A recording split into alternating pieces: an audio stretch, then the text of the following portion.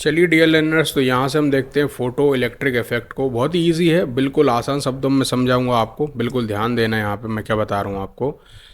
तो बेसिकली 1887 में जो हेनरी हर्ट्ज जो थे, उन्होंने क्या करा, एक परफॉर्म करा एक बहुत ही इंटरेस्टिंग एक्सपेरिमेंट को।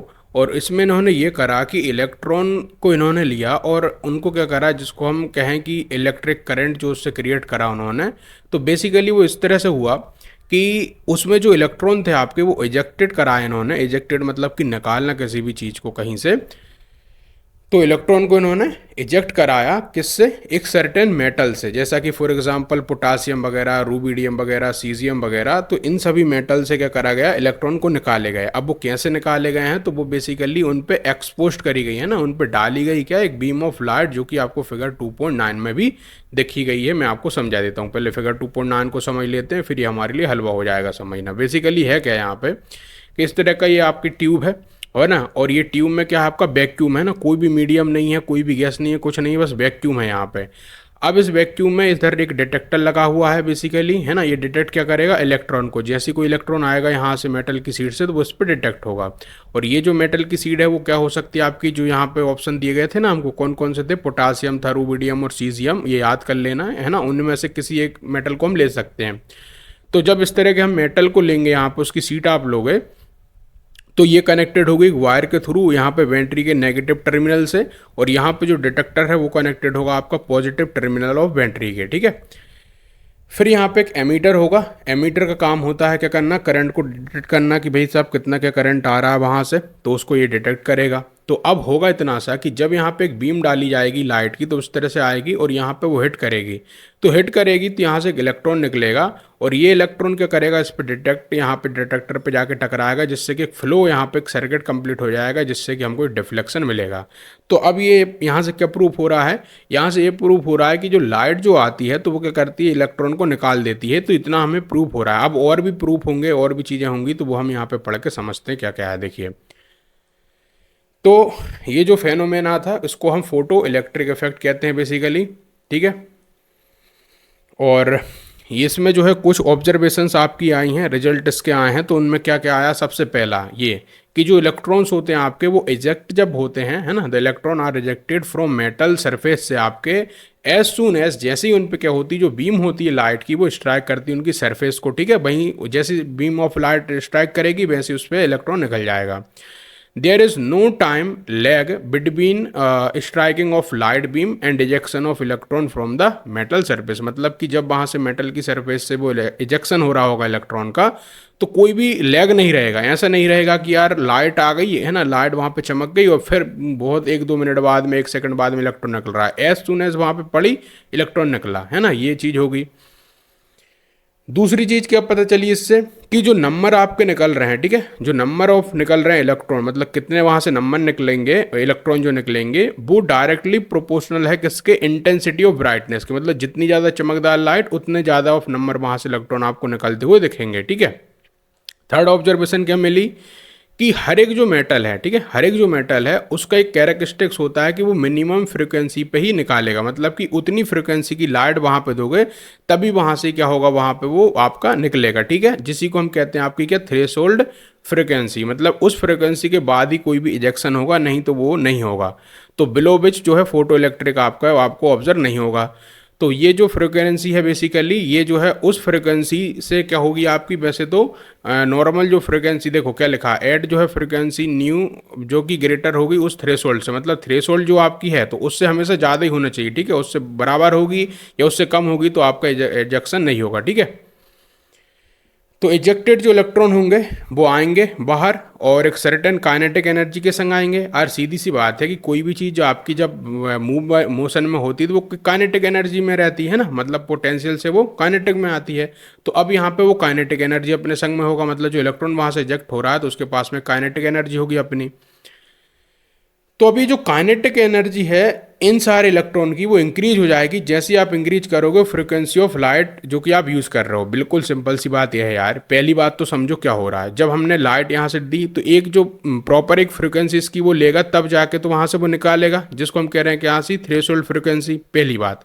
दूसरी बात कि जितनी ज़्यादा फ्रिक्वेंसी तेज होगी, ठीक है, जितनी ज़्यादा फ्रिक्वेंसी की लाइट होगी उतना ही तेज़ी से इलेक्ट्रॉन निकलेगा यहाँ से, है ना। उसकी जो स्पीड होगी या कह सकते हैं जो वेलोसिटी जो भी है वो तेज होगी या काइनेटिक एनर्जी तेज होगी, ठीक है। इतनी सी हमको चीज़ें समझ आई। अब आगे चलते क्या समझ आ रहा है।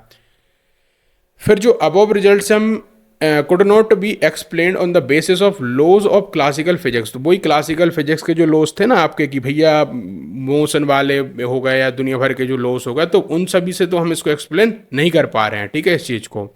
फिर बाद में जाके क्या होता है ना, अकॉर्डिंग टू लेटर जो है the energy content of the beam of light depend upon the brightness of the light.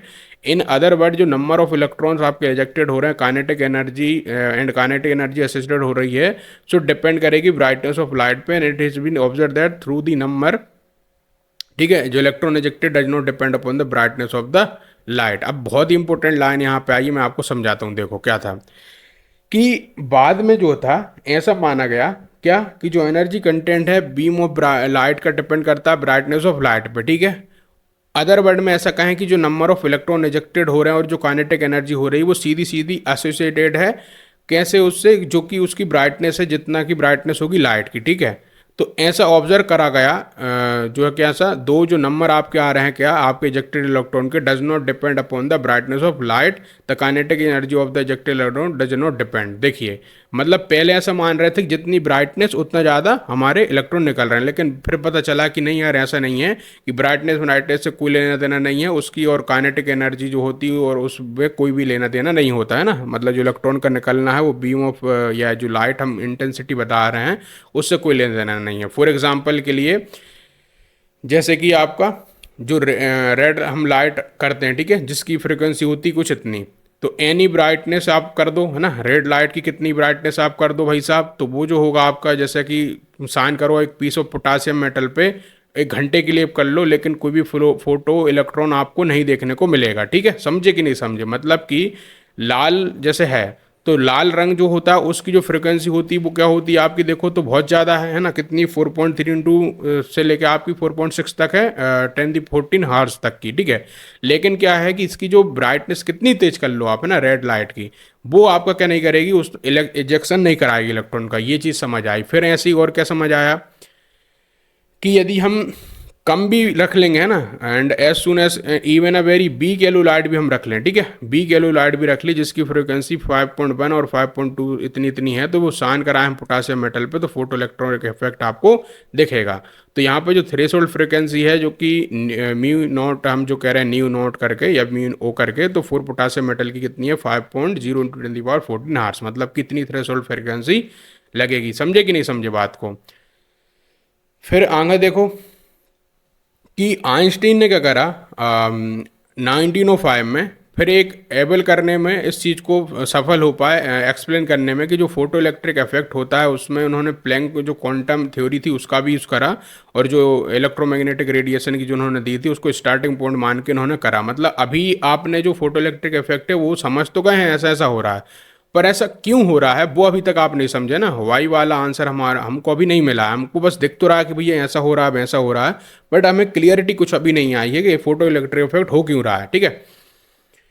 तो उसको एल्बर्ट आइंस्टीन बताएंगे हमको कैसे, तो हम देखते हैं जरा। तो ये क्या करते हैं बेसिकली साइन कराते हैं क्या एक बीम ऑफ लाइट की किस पे, मेटल सरफेस पे, है ना। बोल रहे हैं कि shining a beam of light on a metal surface can therefore भी आपका viewed as a shooting of a beam of particle. तो ये ऐसा मानते हैं कि एक बीम ऑफ पार्टिकल्स आ रहे हैं वहाँ से, है ना, और उन्हीं को नाम इन्होंने फोटोन दिया। ये बहुत इंपॉर्टेंट लाइन थी जो कि हमको किसने कही है, आइंस्टीन ने कही। मतलब जो बीम ऑफ लाइट है बेसिकली उसमें फोटोन्स हैं, ठीक है। तो ये जो फोटोन्स हैं आपके वो उस बीम ऑफ लाइट में है जो कि आ रहे हैं। जब कभी भी एक फोटोन के पास में एक सफिशिएंट एनर्जी होती है जो कि स्ट्राइक करने की, मतलब जैसे कैरम हम खेलते हैं, ठीक है, मैं आपको समझाता हूँ। इधर देखो, जैसा कैरम हम खेलते हैं तो उसमें एक हमारा ये समझो जिसमें हम पीस पे मार रहे हैं और एक हमारे पास में स्ट्राइकर होता है, ठीक है, कुछ इस तरीके से। तो इसमें जब ये हिट करेगा स्ट्राइकर तो जितनी तेजी से स्ट्राइकर आएगा उतनी तेजी से को डिफ्लेक्ट कर पाएगा, दूर भगा पाएगा, ठीक है। तो और एक और भी है कि यदि हम इसको धीरे से मारेंगे तो ये इसको हिला भी नहीं पाएगा। तो यहाँ से क्या हो रहा है, यहाँ से एक तरीके से देखा जाए तो जितना स्ट्राइकर के पास में काइनेटिक एनर्जी है वो इसको दे देगा और उस काइनेटिक एनर्जी इस पे जाके वो जाके इसको मूव करा देगी आगे। तो वैसे ही वो बोल रहे हैं कि लाइट के पास भी क्या है, इसी तरीके के फोटोन्स हैं और वो फोटॉन्स क्या करते हैं, उनके पास में एक एनर्जी होती है जो कि स्ट्राइक करती है उस इलेक्ट्रॉन को, ठीक है। ध्यान समझ रहे हो कि नहीं समझ रहे हो बात। तो वो क्या करेगी, उनको स्ट्राइक करेगी इलेक्ट्रॉन को एक एटम ऑफ मेटल में, और उसकी वजह से क्या होगा, वो ट्रांसफर कर देगा अपनी एनर्जी को इंस्टेंटेनियसली, मतलब एकदम से, जैसे जैसा वो फोटोन के पास में जो भी एनर्जी थी वो सीधा उसको दे दिया उस इलेक्ट्रॉन को। और उस प्रोसेस के दौरान में कोलिजन हो जाएगा, है ना, कोलाइजन या कोलिजन, वैसे तो कोलाइजन कहते हैं, कोलाइजन हो जाएगा और इलेक्ट्रॉन जो होगा वो इजेक्टेड हो जाएगा विथआउट जो है एनी टाइम लैग और डेले। तो ये जो चीज़ बताई हमको आइंस्टीन ने बताई, जो कि मैंने आपको कैरम से समझाया, ठीक है। फिर आगे देखो, फिर आगे क्या बोला जा रहा है कि ग्रेटर यदि एनर्जी होगी, ठीक है, ग्रेटर यदि एनर्जी होगी फोटोन के पास में, तो greater will be transfer of energy होगा इलेक्ट्रॉन के पास में, और ग्रेटर आपकी काइनेटिक एनर्जी होगी जो कि इजेक्टेड इलेक्ट्रॉन के पास में। सिंपल भाषा में इन्होंने बात कही।